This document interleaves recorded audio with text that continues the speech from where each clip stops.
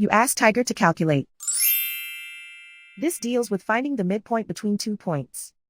The midpoint between the 2 points is -50, -21.5. Let's solve it step by step. Plot the 2 points and calculate the midpoint using the formula. The coordinates of point 1 are, x1 equals -90, y1 equals -10.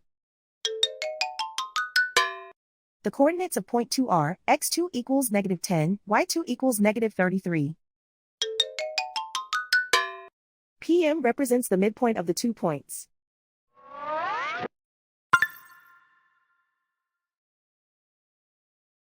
Use the x values in the midpoint formula to find the midpoints x.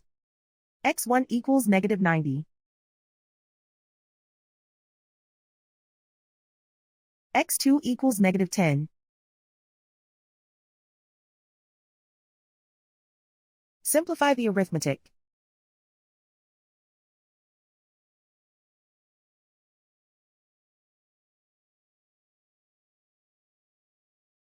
Use the y values in the midpoint formula to find the midpoints y.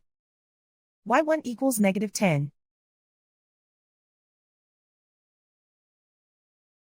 y2 equals -33. Simplify the arithmetic.